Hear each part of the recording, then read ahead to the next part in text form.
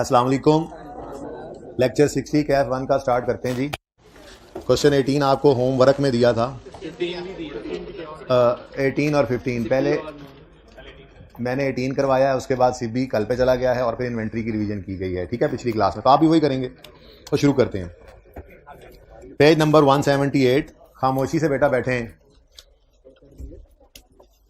जो आप बोलता हुआ नजर आएगा बस वो बाहर जाएगा। ये हाइब्रिड में एक बंदा बिठा दें जी जल्दी से। बंदा नहीं बैठा हुआ और जो बोले मुझे बता दें इधर आके। यहाँ पे कैमरा के अंदर ऐसे बता दें ये वाले बच्चे बोल रहे हैं, ठीक है। दूसरी क्लास में भी बिठा दें, कोई नहीं है तो साकिब को बिठा दें, कोई भी ना बोले। अच्छा जी, वैसे एक ऑप्शन पिछली बार मैंने बच्चों को दिया था, आपकी क्लास में तो नहीं दिया, सुबह वाली क्लास में थोड़ी सी गुंजाइश थी, तो मैंने कहा फिजिकल में कि जी 10 एक बच्चों की गुंजाइश है, कोई हाइब्रिड से आना चाहे, सिर्फ 2 बच्चे आए, बाकी कहते हैं हम ठीक बैठे हैं। उसकी वजह यह है कि हाइब्रिड में अगर बोलना कंट्रोल्ड रहे तो हाइब्रिड ज़्यादा बेहतर होता है, बच्चों को नजर आ रहा होता है, कंसंट्रेशन भी होती है, रिलैक्स भी होते हैं थोड़ा सा। लेकिन मतलब नहीं कि छाड़ के टुट जाना मैंने सारे, मैं दोबारा नहीं पढ़ाऊंगा। लेकिन मकसद कहने का यह है कि हाइब्रिड में खामोशी जो है, जब पहली रो में फीमेल स्टूडेंट्स बोल रही हैं जो आपस में, तो हाइब्रिड में नहीं बोल रही, मैंने वैसे ही कहा। हाइब्रिड में अगर खामोशी रहे तो बहुत अच्छा एक्सपीरियंस होता है वहाँ पे बच्चों का। और कुछ बच्चे बोलते हैं वो अपना भी नुकसान करते हैं, दूसरों का भी करते हैं, तो सो प्लीज़ खामोश रहा करें।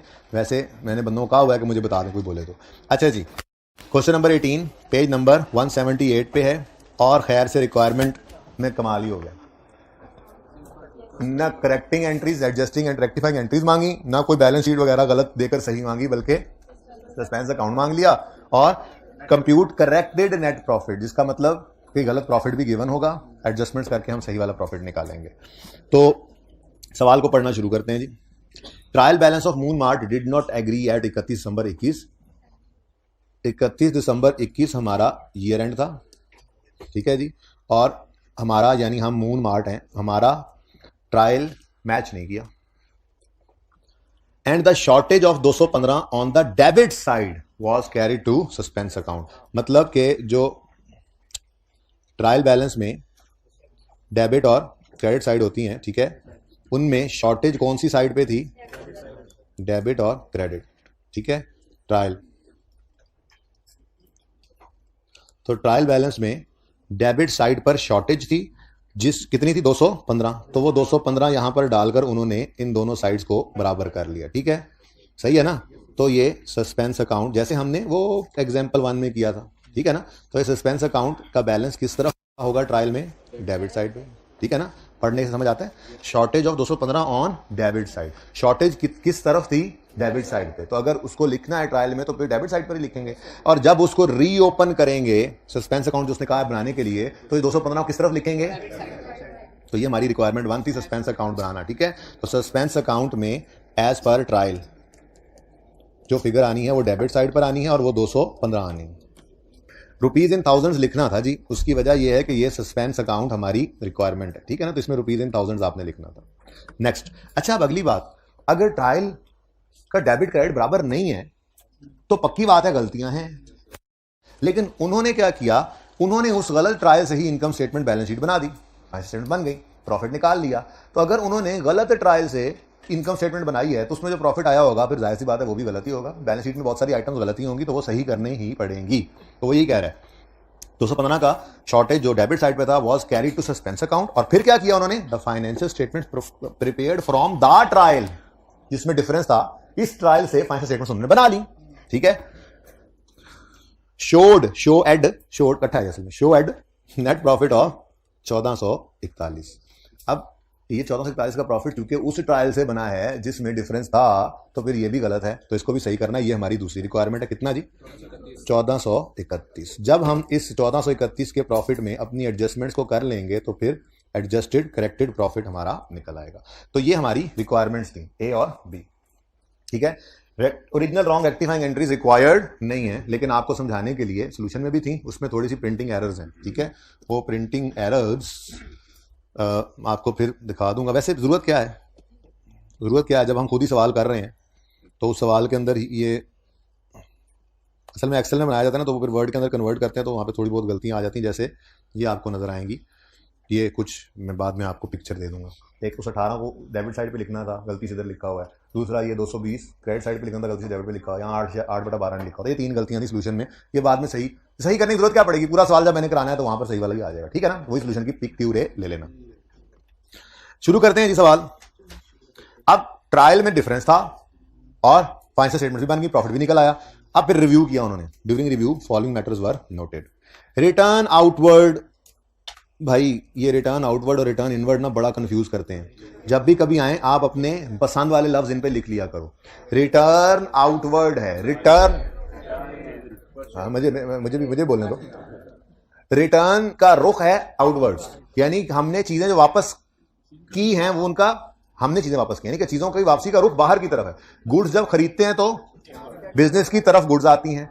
अब अगर हम रिटर्न कर रहे हैं और गुड्स बिजनेस से जा रही हैं तो फिर ये परचेज रिटर्न है। क्या है ये? तो इसको लिख लिया करो अपने पास पर्चे पे। जब भी कभी आए तो परचेज रिटर्न सेल रिटर्न लिखा करो, इससे आप कंफर्टेबल रहते हो। वो इनवर्ड आउटवर्ड मिक्स कर जाता है। ऐसे ही रिटर्न इनवर्ड है। जब गुड्स बेचते हैं तो गुड्स का रुख होता है बिजनेस से आउटवर्ड टुवर्ड कस्टमर, और जब रिटर्न हो रही है बिजनेस की तरफ इनवर्ड, तो ये फिर कस्टमर ने चीजें रिटर्न की हैं, हमें आ रही हैं, तो return inward means sale returns. ठीक है, ये तो हो गया अब आसान जुमला हमारा। इनवर्ड आउटवर्ड नहीं पढ़ेंगे, सेल रिटर्न परचेज रिटर्न पढ़ेंगे। अब परचेज रिटर्न ऑफ 18,000 वॉज, कहीं कोई गलती हुई है, पहले सही वाली बात बता दो। अगर परचेज रिटर्न है तो परचेज रिटर्न की एंट्री क्या सीखी हुई है? Creditor debit purchase return credit. कितने से जी? 18 से। हाँ 1000 है, लेकिन ये तो वर्किंग है, ये रिक्वायर्ड ही नहीं है। कोई आसान अगर आपको मिल जाए एडजस्टमेंट तो मत करो ओरिजिनल रॉन्ग रेक्टिफाइंग, क्योंकि हमारी रिक्वायरमेंट तो सस्पेंस अकाउंट बनाना और प्रॉफिट, और अगर कहीं मसला लगे तो वर्किंग में ये ओरिजिनल रॉन्ग रेक्टिफाइंग कर लो। ठीक हो गया? ये होना चाहिए था ओरिजिनल, पर वो क्या कह रहा है? Was posted to debit of sale return account, यानी गलती में उसने सेल रिटर्न को क्या कर दिया? परचेज रिटर्न को क्रेडिट करना था, गलती से सेल रिटर्न को डेबिट कर दिया। अब दूसरे इंपैक्ट के बारे में खामोश है तो उसे क्या करोगे? सही अज्यूम करोगे। तो देखो क्रेडिट कुछ हुआ ही नहीं। समझ आइए? समझ आइए? ठीक है, नहीं समझ आई? परचेज रिटर्न तुम्हें उसे समझ आ गई है, तुम्हें समझ आइए? तो फिर उससे समझ, वो तो छाड़ते वकील साहब। हाँ जी, सबको समझ आई ये बात? फिर सुन, परचेज रिटर्न थी, होना चाहिए था creditor debit purchase return credit. कह रहा है was wrongly posted to sale return, वो रॉन्गली है ना, पोस्टेड टू डेबिट ऑफ। अच्छा ये डेबिट आपकी सहूलत के लिए उसने लिख दिया, ना भी लिखता तो हम यूं कहते हैं ना was posted to sale return, तो हम ये कहते हैं कि वो डेबिट हो गया। बहरहाल चलें, उसने आसानी कर दी, was posted to debit of sale return, यानी उसने सेल रिटर्न परचेज रिटर्न को क्रेडिट करना था ना, उसने परचेज रिटर्न क्रेडिट करने की बजाय क्या कर दिया? सेल रिटर्न को डेबिट। ठीक है, तो क्रेडिटर डेबिट होना था, उसके बारे में खामोश है तो उसको डेबिट ही कहा। अब रॉन्ग एंट्री में कुछ भी क्रेडिट नहीं हुआ, डेबिट हो रहा है 36 से, तो फिर रॉन्ग एंट्री में ये डेबिट क्रेडिट बराबर नहीं है, बोलो? तो फिर सस्पेंस आएगा इस एडजस्टमेंट में। ठीक है, तो क्रेडिटर डेबिट होना सा नहीं हुआ, हो गया, कुछ ना करें, जो होना था वो गलती में ही हो गया तो कुछ ना करें। नेक्स्ट, परचेज रिटर्न क्रेडिट होना था, नहीं हुआ तो कर लें, तो क्रेडिटर परचेज रिटर्न क्रेडिट 18 से। ठीक है, नेक्स्ट, सेल रिटर्न जो डेबिट हुआ है ये गलत हो गया है, सही करना है तो इसको भी क्या कर दो? क्रेडिट कर दो सही करने के लिए, सेल रिटर्न क्रेडिट 18 से। और अब बफलो इज ब्राउन, मज इज बुरी, ठीक है, और कुछ नजर नहीं आ रहा, सब कुछ ग्रीन हो गया ओरिजिनल रॉन्ग में, तो फिर मजबूरन आपने सस्पेंस को ही अब दूसरा इंपैक्ट देना है, सस्पेंस डेबिट कर दें 36। ठीक है, तो 36 से suspense debit, cell purchase return 18 से क्रेडिट, और सेल रिटर्न भी 18 से क्रेडिट। अब इस रेक्टिफाइंग एंट्री की रिक्वायरमेंट नहीं थी, बल्कि इसकी हमने पोस्टिंग करनी है अपनी रिक्वायरमेंट्स में। तो सबसे पहले सस्पेंस को डेबिट करो 36 से, और हम क्यों लिखें आगे सेल रिटर्न है, परचेज रिटर्न है, पता नहीं क्या है, हम तो लिखेंगे एडजस्टमेंट नंबर 1। ठीक है, next thing is purchase return and cell return. अब इनका इंपैक्ट जाना है प्रॉफिट पे, लेकिन मेरे बच्चों सेल रिटर्न परचेज रिटर्न को डायरेक्ट प्रॉफिट पे सोचना ना बड़ी मुसीबत है, इसलिए एक वास्ता इस्तेमाल करेंगे सेल और परचेज का, क्योंकि इससे हम कंफर्टेबल हो जाते हैं एकदम से। ठीक है, अब पूरी कहानी सुनना। सेल इनकम है, इसकी नेचर क्रेडिट, सेल जब बढ़ती है तो क्रेडिट, प्रॉफिट की बात अभी मत करो, अभी तो सेल और सेल रिटर्न को देख लें। सेल जब बढ़ती है तो credit, sale return contra sale है, और जब सेल रिटर्न बढ़ती है तो इसका मतलब सेल कम हुई, सेल डेबिट, सेल रिटर्न का बढ़ना, सेल रिटर्न डेबिट करके। ठीक है, ये दरअसल क्या होता है? सेल कमी। ठीक है ना। जैसे हमने आज तक यही सीखा था, एसेट डेबिट नेचर है, अक्यूमुलेट एक्शन उसका कॉन्ट्रा है। ये 3-4 कॉन्ट्रा हमने बचपन से देखे हैं ना आज तक, ठीक है। सेल और सेल रिटर्न, परचेज और परचेज रिटर्न, एसेट और अक्यूमुलेटेड डेप्रिसिएशन, डेटर्स और प्रोविजन, ठीक है, प्रोविजन फॉर डाउटफुल डेट्स। ये सब के सब कॉन्ट्रा हैं अपने अपने अकाउंट्स के, ठीक है ना। यानी सेल का कॉन्ट्रा सेल रिटर्न, परचेज का contra purchase return, asset contra accumulation, debtor का contra provision for doubtful debt, ठीक है। इन सबको अलग अलग रिकॉर्ड करते हैं, लेकिन मौका आने का तो इनको नेट कर देते हैं। सेल अलग सेल रिटर्न अलग, लेकिन प्रॉफिट एंड लॉस में आते हुए sale less sale return net sales देते हैं। परचेज अलग परचेज रिटर्न अलग, लेकिन इनकम स्टेटमेंट बनाते हुए परचेज लेस परचेज रिटर्न करके नेट परचेज कर लेते हैं। एसेट अलग अक्यूमुलेशन अलग, लेकिन बैलेंस शीट बनाते हुए बुक वैल्यू पर ले आने के लिए नेट कर देते हैं। डेटर्स अलग प्रोविजन अलग, ठीक है ना। तो कॉन्ट्रा इस तरह से चलता है। कॉन्ट्रास हमने कुछ देखे हुए, ठीक है। अच्छा, ऐसी बात पता नहीं कहां निकल गई।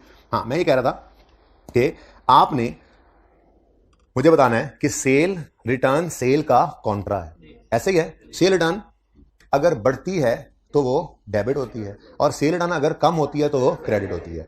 सेल रिटर्न बढ़ने का मतलब सेल की कमी, कॉन्ट्रा जो हुआ, ये बड़े ध्यान से सुनना है। और एक बात याद रखना, मैं प्रॉफिट तक भी डायरेक्ट नहीं लेके जाना चाह रहा। कभी भी सेल रिटर्न परचेज रिटर्न को ना डायरेक्ट प्रॉफिट मत सोचना, बिल्कुल ही घूम जाओगे। सुकून से सेल और परचेज तक लेके आओ, क्योंकि ये कॉन्ट्राज हैं। सेल परचेज पे एक बार ले आए, फिर 1 मिनट का काम नहीं है। फिर आप कहोगे सेल बढ़ गई, इनकम बढ़ गई, प्रॉफिट बढ़ा। सेल कम हो गई, इनकम कम हो गई, प्रॉफिट कम कर लो। परचेज एक्सपेंस है, एक्सपेंस बढ़ गया तो एक्सपेंस के बढ़ने प्रॉफिट कम, वो आसान हो जाता है, ठीक है ना। तो वापस आओ, सेल की नेचर क्रेडिट, सेल जब बढ़े तो क्रेडिट। सेल रिटर्न की नेचर डेबिट, सेल रिटर्न जब बढ़े तो डेबिट। अच्छा, अब ये कॉन्ट्रास्ट है, तो सेल रिटर्न का बढ़ना मतलब सेल की कमी, और सेल रिटर्न का कम होना मतलब सेल का बढ़ना। ऐसे ही है, ये बात डिसाइड हो गई। अब मुझे बताओ, सेल रिटर्न क्रेडिट हो रही है मतलब कम हो रही है। सेल रिटर्न क्या हुई? कम। सेल रिटर्न के कम होने का मतलब, सेल रिटर्न के कम होने का मतलब सेल्स बढ़ गई। सेल्स के कम होने का, सेल रिटर्न कम होने का मतलब सेल्स बढ़ गई। ऐसे ही वापस आओ परचेज रिटर्न की तरफ, इधर मत देखो, मेरी तरफ देखो। परचेज की नेचर डेबिट, बढ़े तो डेबिट, कम हो तो credit. Purchase return is Contra purchase, यानी परचेज रिटर्न जब बढ़ेगी तो क्रेडिट, कम होगी तो डेबिट। परचेज रिटर्न क्रेडिट हो रही है मतलब बढ़ रही है। परचेज रिटर्न के बढ़ने का मतलब होता है परचेज की कमी, क्योंकि ये कॉन्ट्रा है। बस इतना सा याद रखना है आपने, ठीक है। परचेज रिटर्न बढ़ रही है या कम हो रही है, सेल रिटर्न बढ़ रही है या कम हो रही है, उसका इंपैक्ट आपने ले लेना है परचेज और सेल पर। उसके बाद प्रॉफिट पे इंपैक्ट निकालना कोई मसला नहीं, और अगर नहीं करोगे ना तो घूम जाओगे। शायद कोई अच्छा बच्चा हो, मेरे जैसे लायक बच्चों की बात कर रहा हूं, कि जो घूम जाते हैं, उनके लिए ये रास्ता, ठीक है। तो परचेज रिटर्न का बढ़ना मतलब परचेजेस की कमी, और सेल रिटर्न का कम होना मतलब सेल्स क्या बढ़ना। यहां पर परचेज रिटर्न क्रेडिट हो रही है ना, परचेज रिटर्न क्रेडिट होने का मतलब होता है परचेज रिटर्न का बढ़ना, परचेज रिटर्न का बढ़ना मतलब परचेज की कमी। सेल रिटर्न क्रेडिट हो रही है तो सेल रिटर्न क्रेडिट होने का मतलब होता है सेल रिटर्न की कमी, सेल रिटर्न की कमी का मतलब होता है सेल का बढ़ना। जब ये एक बार डिसाइड कर लिया तो आगे तो कुछ भी नहीं बचा। क्या ख्याल है? Purchases is an expense, expense के कम होने से प्रॉफिट बढ़ जाएगा। Sales is an income, income के बढ़ने से प्रॉफिट बढ़ जाएगा। तो इस 18 और 18 दोनों का इंपैक्ट प्रॉफिट पे क्या पड़ रहा है? ये प्रॉफिट को बढ़ा रहे हैं। बात समझ आई? थोड़ा समझाने में टाइम लगा है, लेकिन अब परिचय के लिए जिंदगी भर आसानी होगी। ये एक बार नहीं, सिबी वाले सवाल में भी इस तरह की एडजस्टमेंट है। टाइमथी वाला आज होमवर्क में जो दिया, पहले दिया था एक बार, आज दोबारा होमवर्क में दिया, उसमें भी ये काम है। तो सेल रिटर्न परचेज रिटर्न कभी भी डायरेक्ट नहीं करोगे, एक बार आज मेहनत कर ली, अब आइंदा आसानी रहेगी। तो आखिरी बात सुनो, परचेज रिटर्न के क्रेडिट होने का मतलब क्या होता है? परचेज रिटर्न का बढ़ना या कम होना? बढ़ना। परचेज रिटर्न के बढ़ने का मतलब होता है परचेज की कमी। डन। सेल रिटर्न क्रेडिट हो रही है, सेल रिटर्न क्रेडिट हो रही है, सेल रिटर्न की क्रेडिट होने का मतलब सेल रिटर्न की कमी, सेल रिटर्न की कमी का मतलब होता है सेल का बढ़ना। जब यहां आ गए तो आगे कुछ बचा ही नहीं, आगे तो बहुत इजी हो गया, ठीक है। डायरेक्ट सोचना जरा मुश्किल हो जाता है, आप बेशक सोच के देख लेना, मैं तो सोचवाना भी नहीं चाह रहा, किसी का दिल करे घर जाके सोच ले और घूमे तो फिर ठीक है, ठीक है। Purchase is an expense, expense कम हुआ तो प्रॉफिट बढ़ गया। Sale is an income, income बढ़ी तो प्रॉफिट बढ़ गया। इसका मतलब एडजस्टमेंट 1 का इंपैक्ट प्रॉफिट पर क्या पड़ेगा? ऐड कर देंगे हम एडजस्टमेंट 1, ठीक है। और सिर्फ एक नहीं, बल्कि मैं कहता हूं अलग अलग करने की बजाय दोनों को यहां पर ऐड कर दो। दोनों ने ही बढ़ाया है ना प्रॉफिट को, कोई एक कम करता है एक बढ़ाता तो आप ना भी लिखते, या 18 - 18 करके 0 कर देते, तो ठीक है ना। बहरहाल अभी तो 36 आ गई। Adjustment 1 is over from my side. ये हैं इसके टोटल इंपैक्ट्स, ठीक है जी। कोई क्वेश्चन है तो पूछ सकते हैं। ऐसे कर लिया था घर पे, हाथ खड़ा करें। अच्छा, कितने बच्चों ने अटेम्प्ट किया था इस सवाल को? आज बेहतर है आप लोगों का स्कोर। हाइब्रिड हाइब्रिड हाइब्रिड देखा ही नहीं मैंने, पहले हाथ नीचे कर लेते हैं हाइब्रिड वाले। बॉयज हाइब्रिड क्या हो गया आप लोगों को यार? आप इस दफा पास नहीं करना चाहते? क्यों पढ़ना छोड़ा हुआ यार आप लोगों ने? कुछ शर्म होती है, कुछ हया होती है? इन्हें क्या पता कि क्या होती है?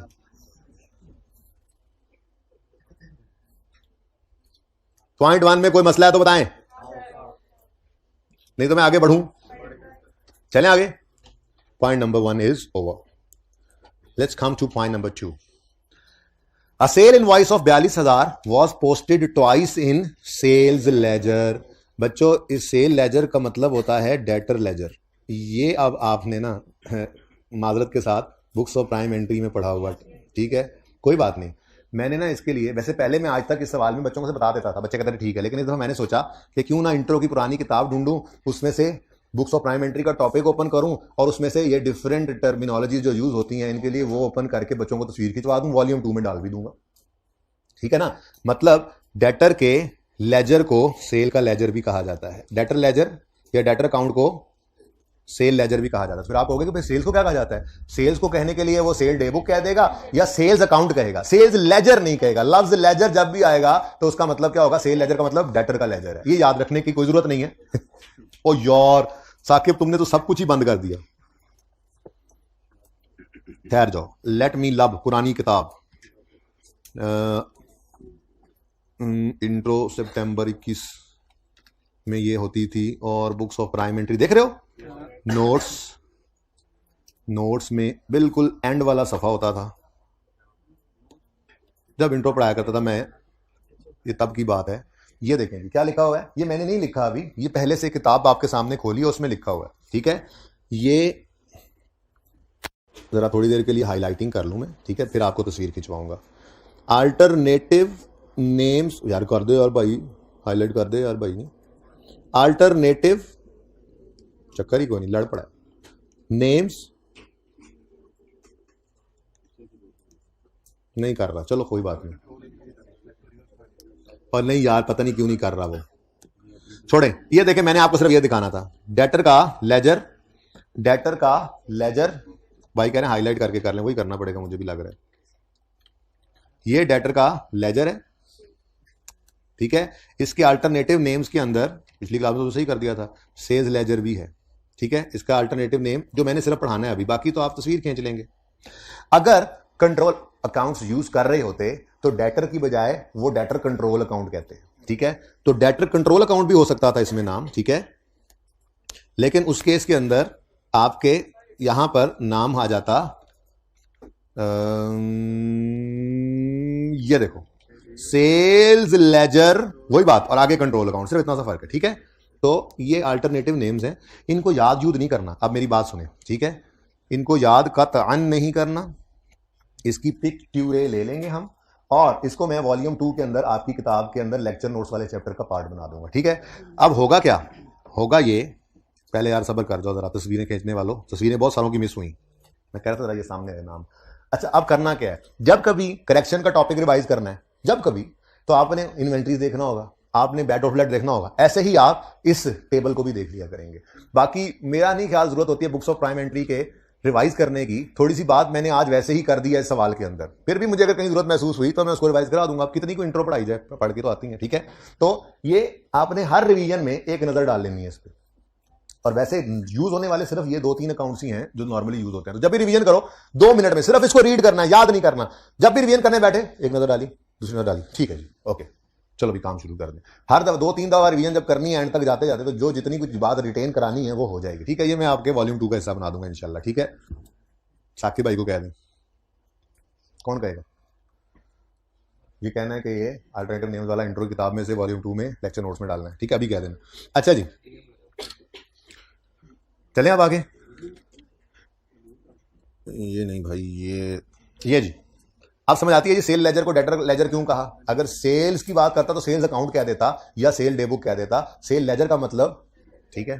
अच्छा, debtor ledger, debtor control ledger नहीं बोला मैंने, क्योंकि उसने नीचे बोला हुआ था कि control accounts are not maintained for trade receivables and payables, यानी कि वो कंट्रोल अकाउंट्स नहीं बनाते, मेन लेजर्स में भी उन्होंने डेटर क्रेडिटर ही रखा हुआ है, इकट्ठा नहीं करते, उनको अलग ही रखते हैं, ये वो कह रहे हैं। ठीक है, चलें, अच्छी बात है।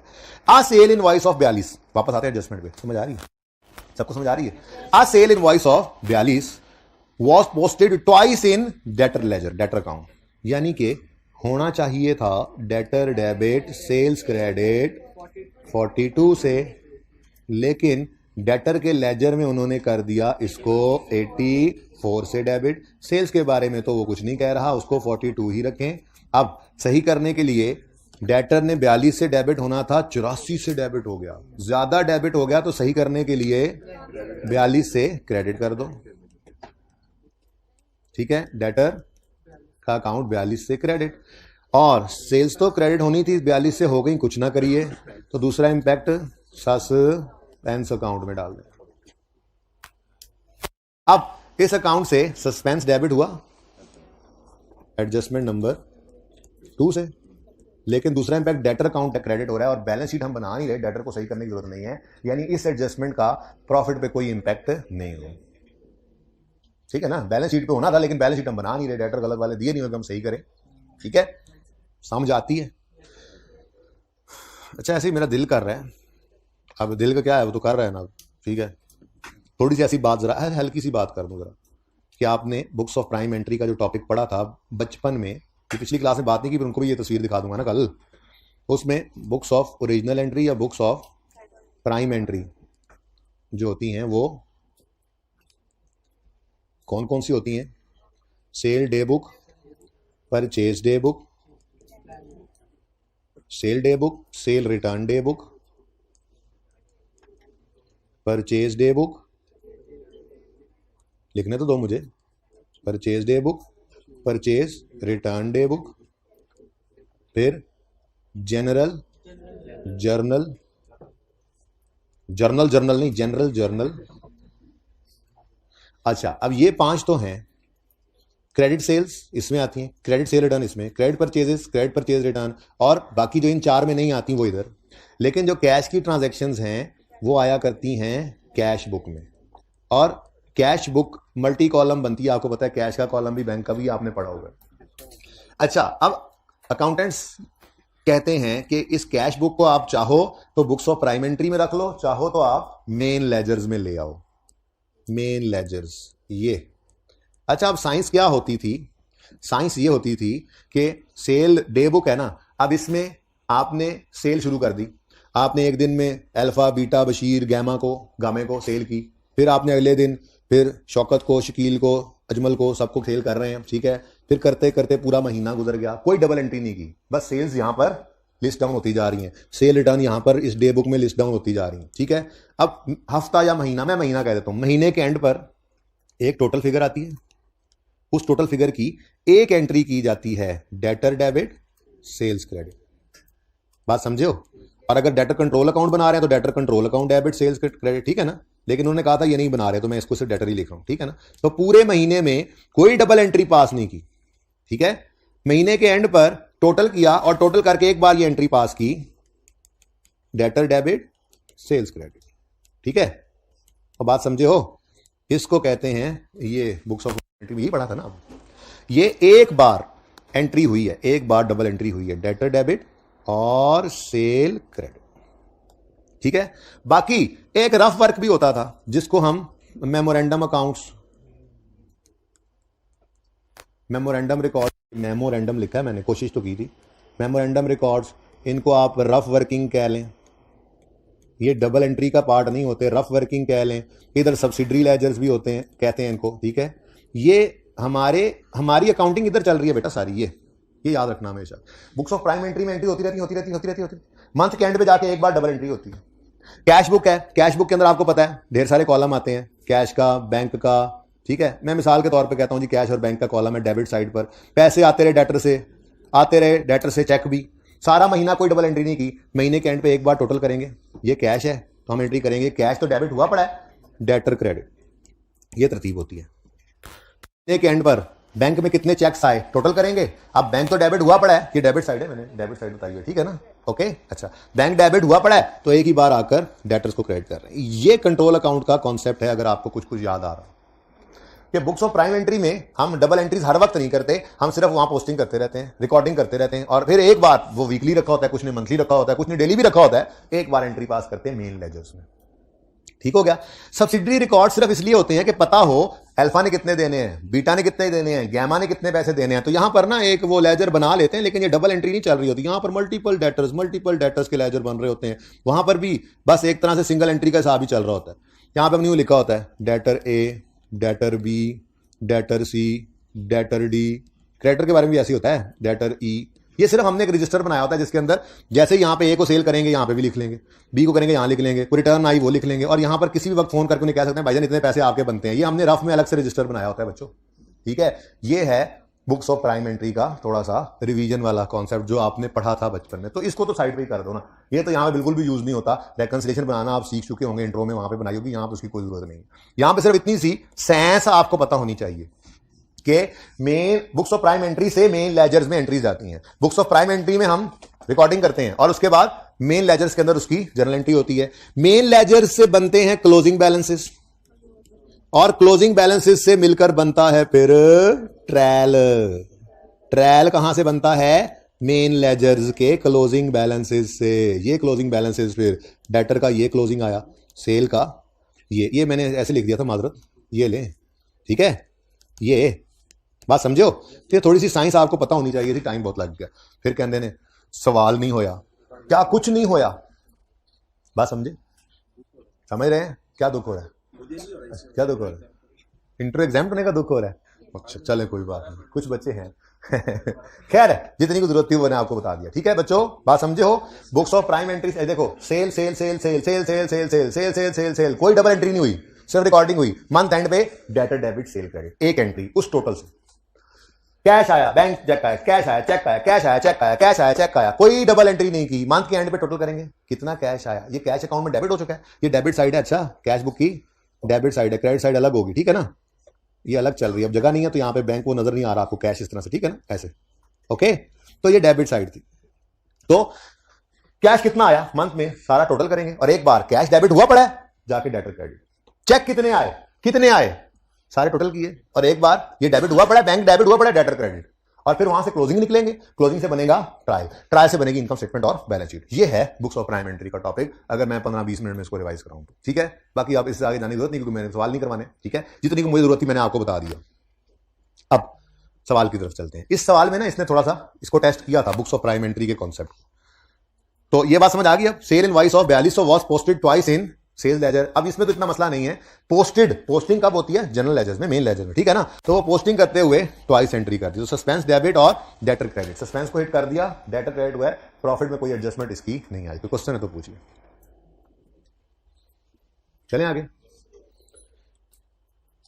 ओ, एडजस्टमेंट आसान थी अगर ये मसला ना होता। Equipment are depreciated at 15% reducing balance method.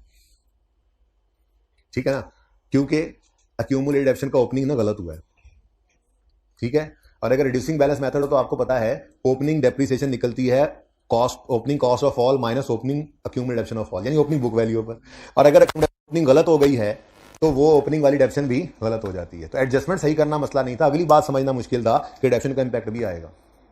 तो चलो देखते हैं, पहले आसान नंबर तो ले लें। नहीं समझ आएगी तो 2 नंबर में से एक आगे, एक नहीं, अल्लाह खैर करे। 50 नंबर 100 में से लेने हैं, 50 की तो गुंजाइश है ही। ठीक है ना, चल। Balance of accumulated depreciation of equipment, accumulated depreciation ऐसा अकाउंट होगा ना जो उन्होंने बनाया होगा। ठीक है, was brought forward as 641 instead of 461। आज उलट हो गया, कल और था। ठीक है, कल कम था ज्यादा, कल ज्यादा था कम ले आए थे, आज कम था ज्यादा ले आए। ठीक है, बहरहाल ये रॉन्ग है और ये होना चाहिए था, ऐसे ही है। चलो, यानी कि यहां पर ब्रॉड डाउन जो है वो रॉन्ग आ गया। ठीक है, मैं मिसाल ले लूंगा बाद में। बहरहाल ये रॉन्ग हो गया, ब्रॉड डाउन। अब इसको सही करना है तो ये देखेंगे, और इस एडजस्टमेंट में हिट किसको करना है? इसकी एडजस्टमेंट को जब इसको सही करेंगे तो इसको ये हिट किसे करेगा? सस्पेंस को। बताया था आपको, किसी भी लेजर का ब्रॉड फॉरवर्ड अगर गलत आ जाए तो सही करते हुए सस्पेंस हिट होता है। ठीक है ना, यही समझाया था ना। वो एग्जांपल 2 ना करना और वो 6-7 चीजें ना पढ़ना कितने नुकसान का बायस है, हर बार पढ़ाई जाती है। ठीक है। तो 2020 के अटेम्प्ट में जो बच्चे कह रहे होंगे टाइम जाया किया था यार एग्जाम्पल 2 में ना उस्ताद ने वो 6-7 लाइनें ऐसे लिखवा दी थी उसने हाईलाइट करके कि यार पढ़ लो, क्या जरूरत है, ये जरूरत है, लग पता गया होगा। ठीक है, खैर छोड़े इधर देखें, 641 ब्रॉड फॉरवर्ड होना चाहिए था, यहां पर होना कितना, सॉरी 641 ब्रॉड फॉरवर्ड हो गया है, होना चाहिए था 461, आना चाहिए था यहां 461, गलती से यहां पर लेकर कितना आ गए 641, यानी ओपनिंग ज्यादा ले आए। सही करना है तो ओपनिंग की नेचर, इसकी नेचर क्या है, क्रेडिट, यानी कि क्रेडिट ज्यादा हो गया ना, 461 की बजाय 641 हो गया, तो ओपनिंग ज्यादा आ गया है, तो सही करना है तो इसको, क्रेडिट नेचर की ज्यादा हो गई है, सही करना है, कम करना है तो इसको डेबिट करेंगे। तो ओरिजिनल रॉन्ग शॉन्ग कोई नहीं होता, आपको पता ही है। इस एंट्री में तो डायरेक्ट ही आते हैं, अक्यूमुलेटेड डेप्रिसिएशन क्रेडिट होना था 400 से हो गया 600 से, मैं राउंड करके बोल रहा हूं, क्रेडिट होना चाहिए था 400 से हो गया 600 से। ओपनिंग क्रेडिट साइड भी लिखते हैं ना, तो क्रेडिट होना चाहिए था, इसलिए बोल रहा हूं इस तरह से, ओपनिंग क्रेडिट साइड भी लिखते हैं, ठीक है। तो क्रेडिट होना चाहिए था 400 से हो गया 600, ज्यादा क्रेडिट हो गया, सही करने के लिए क्या करेंगे, डेबिट, तो अक्यूमुलेटेड डेप्रिसिएशन कर दो डेबिट। कितना है 600, वैसे कितना था 600, 461, ठीक है ना, इन दोनों का डिफरेंस कितना है 180 से अक्यूमुलेशन को डेबिट करो, ठीक है। अब इसको मिटा रहा हूं मैं, जगह काम कर रहा, 180 कैसे निकला समझ, और दूसरा इंपैक्ट डाल दो सस्पेंशन, ठीक है। अच्छा अगली बात, अगर तो ये स्ट्रेट लाइन मेथड होता तो सुकून मारते हैं, डेप्शन पे कोई इंपैक्ट नहीं आना था, क्योंकि रेट ने कॉस्ट पे लगना होता है ओपनिंग एसिड्स पे। पर मुसीबत क्या थी, मुसीबत ये थी कि इक्विपमेंट को 15% रिड्यूसिंग बैलेंस मेथड पे इन्होंने डेप्रिशिएट किया, तो क्या इन्होंने डेप्शन कैलकुलेट कर ली होगी, डेप्शन कैलकुलेट नहीं की होगी ना, नहीं की होगी, कैसे पागल हो गए आप, ट्रायल भी बन गया, इनकम स्टेटमेंट भी बन गई, बैलेंस शीट भी बन गई, नेट प्रॉफिट भी निकल आया और डेप्शन नहीं हुई। कौन सी दुनिया में रहते हैं भाई आप लोग, कौन सी दुनिया में रहते हैं आप लोग, सब कुछ हो चुका हुआ है। ये डेप्शन का इंपैक्ट तो हम निकालते आ रहे हैं पहले दिन से, इसीलिए तो निकालते हैं कि सारा कुछ जब हो गया है, ट्रायल बन गया, फाइनेंस स्टेटमेंट बन गई, तो कैसे होता है कि डेप्शन की एंट्री ना हुई हो कैलकुलेशन को होने के बाद, तो वो भी कर गए होते हैं भाई। तो ओपनिंग अगर गलत हुआ है तो डेप्शन पे असर पड़ा है, क्योंकि रिड्यूसिंग बैलेंस मेथड था। मैं एक एग्जांपल से समझाता हूं, क्योंकि ये फिगर जरा मुश्किल है, आसानी से समझ। हम इक्विपमेंट अज्यूम करते हैं, इक्विपमेंट की ओपनिंग कॉस्ट है 500 रुपए, ठीक है, और ब्रॉड डाउन अक्यूमुलेटेड डेप्शन है गलती से आ गई 200 रुपए, आनी चाहिए थी 150, यही गलती हुई है ना, आनी चाहिए थी 150, गलती से आ गई 200। अब रॉन्ग क्या हो गया, ऑन ओपनिंग जब डेप्शन निकालने लगा तो मैंने कहा opening cost of all minus opening डेप्शन of all into 15%, बताओ 10 करो, 10 हमारी एग्जांपल 10, तो 30 रुपए। ये डेप्शन हमने ऑन ओपनिंग चार्ज की होगी, ये गलत है कि सही है, गलत क्यों है, क्योंकि इसमें 200 रुपए वाली फिगर गलत आ गई है, तो यहां पर यूज हुई और फिर बुक वैल्यू पर रेट लगा, तो ये भी गलत हो गई। अब हम कह रहे हैं, ये लंबा तरीका सोचने का, शॉर्टकट भी is coming, shortcut is just coming shortly, ठीक है, लेकिन पहले लंबे तरीके से कॉन्सेप्ट तो ले लें, ठीक है, कि हुआ क्या, 30 रुपए की डेप्शन गलत है, क्यों गलत है, क्योंकि ओपनिंग डेप्शन गलत है, वो क्यों गलत है, वो ब्रॉड डाउन गलत किया था। अब उसने चूंकि रिड्यूसिंग बैलेंस मेथड है, कॉस्ट में से नेट होकर बुक वैल्यू पर रेट लगवाना था, तो वो गलत हुई, फिगर गलत हुई, तो फिर ये फिगर भी गलत हुई। अब असल में था ये कि यहां पर आना चाहिए था 150, अगर यहां पर बच्चों 150 आता तो डेप्रिसिएशन कितनी होती, बताओ जरा, डेप्रिसिएशन कितनी होती 35 की, यानी इधर देखो ये ओरिजिनल है, अगर सही हुआ होता तो डेप्रिसिएशन कितनी होती 35, लेकिन हमारी इस गलती की डेप्रिसिएशन कितनी हुई है 30, तो फिर इस गलती को सुधारने के लिए, यानी ओपनिंग डेप्रिसिएशन को अगर हमने सही करने के लिए कम किया है तो डेप्रिसिएशन को बढ़ाना पड़ेगा। क्यों बढ़ाना पड़ेगा, ध्यान से देखो, क्योंकि माइनस होने वाली फिगर ना हमने गलती से ज्यादा लिख दी थी, जब ये ज्यादा लिखी थी तो नेट बुक वैल्यू कम आई थी, डेप्रिसिएशन भी कम आई थी। अगर हम इसको सही कर रहे हैं सही, तो हम ओपनिंग वाली फिगर को कम कर रहे हैं, यानी इस माइनस होने फिगर को कम कर रहे हैं। जब माइनस होने वाली फिगर कम होगी तो बुक वैल्यू बढ़ जाएगी, बुक वैल्यू बढ़ेगी तो डेप्रिसिएशन भी बढ़ेगी। तो ये करेक्शन अगर आपने करनी है कि डेप्रिसिएशन की ओपनिंग को कम करके सही करना है, तो डेप्रिसिएशन को भी बढ़ाकर सही करना पड़ेगा, क्योंकि ये कौन सा मेथड था, रिड्यूसिंग वैल्यू। बात समझे। अच्छा अगली बात भी देखो, इतना लंबा काम करने की बजाय सिर्फ 50 रुपए जो डेप्रिसिएशन अक्यूमुलेशन को आपने बढ़ाया है, ठीक है, सिर्फ इस 50 रुपए के ऊपर अगर आप 10% लगाओ तो वही 5 आता है, 5% 5 रुपए, ठीक है, तो यही 5 डायरेक्टली बढ़ सकते थे, ठीक है। ये लंबा तरीका है, लेकिन इससे कॉन्सेप्ट क्रिस्टल क्लियर हो जाता है। ऑन एडिशन ऑन डिस्पोजल तो होता ही है, लेकिन गलती उनमें नहीं है ना जिसके बारे में कह रहा है गलती, तो उसी में डेप्रिसिएशन की गलती कहां पे हुई है, यहां पे हुई है। ये बात समझो। अगर सिर्फ स्ट्रेट लाइन मेथड होता तो जिंदगी कितनी आसान होती। लेकिन जिनको 25 में ये समझ नहीं आया होगा उनके 8 में से 7 नंबर आ गए होंगे भाई, 1 नंबर नहीं आया होगा, बाकी तो नंबर होते ही हैं। ठीक है, तो सही है ना। अच्छा, अब ये तो लॉन्ग कट है, जिससे पता क्या लगा कि अगर आपने ओपनिंग एक्यूमुलेशन को सही करते हुए कम किया है तो डेप्रिसिएशन को बढ़ाना पड़ेगा।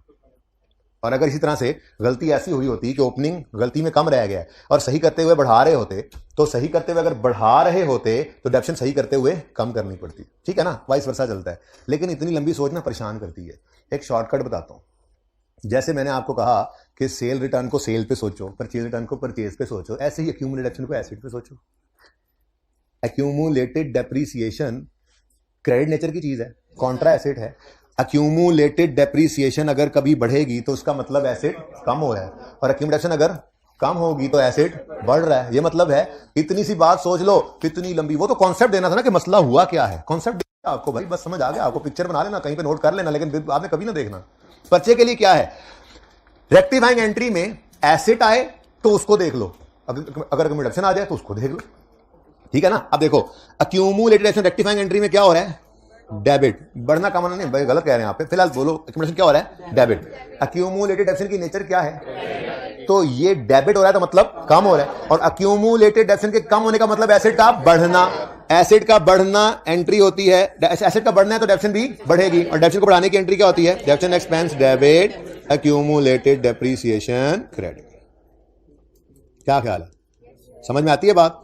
अब देखो, डेप्शन एक्सपेंस क्या कर रहे हैं, हम बढ़ा रहे हैं। तो मैंने इतनी लंबी एग्जांपल में भी आपको ये समझाया था कि अगर आपने गलती को यूं सही किया है कि आपकी एक्यूमुलेटेड डेप्रीसिएशन जो है वो गलती को सही करते हुए कम की गई है, तो आपकी डेप्रीसिएशन पे इंपैक्ट क्या पड़ेगा, वो बढ़ेगी। अगर गलती को सही करते ओपनिंग प्रोडक्शन को कम किया है तो डेप्रीसिएशन बढ़ेगी। अब ये लंबी सोच थी, बड़ी मुश्किल से समझ आती थी। आसान हल क्या निकाला, जुगाड़ क्या लगाया कि एक्यूमुलेशन की नेचर क्रेडिट है, इसके बढ़ने का मतलब क्रेडिट और कम होने का मतलब डेबिट। ठीक है ना। अच्छा, अब इसको इंपैक्ट सोच लो इसका एसेट पे। अगर एक्यूमुलेशन बढ़े तो इसका मतलब ये एसेट का दुश्मन है, कॉन्ट्रा एसेट है, इसके बढ़ने का मतलब एसेट की कमी है, और इससे कम होने का मतलब एसेट का बढ़ना है। अब रेक्टिफाइंग एंट्री में एक्यूमुलेशन क्या हो रहा है, डेबिट मतलब कम, एक्यूमुलेशन कम होने का मतलब एसेट का बढ़ना। एसेट के बढ़ने की वजह से डेप्शन क्या होगी, बढ़ेगी। डेप्शन बढ़ने की एंट्री, डेप्शन एक्सपेंस डेबिट, एक्यूमुलेटेड डेप्शन।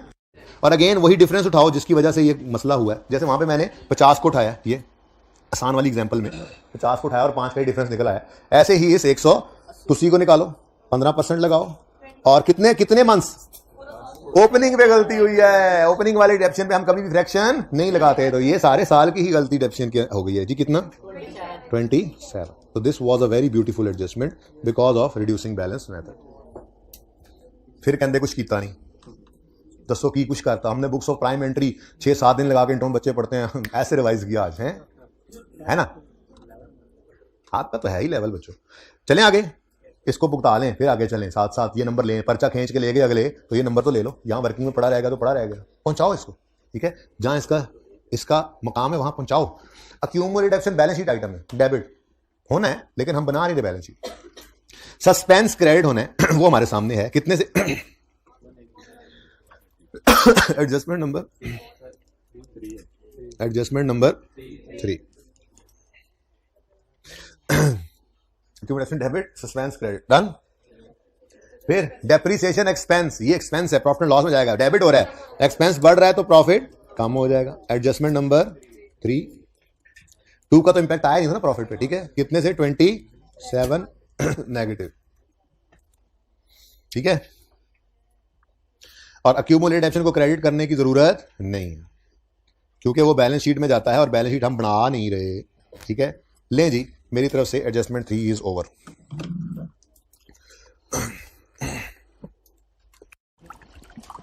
कोई क्वेश्चन है तो पूछ सकते हैं साथ वाले से।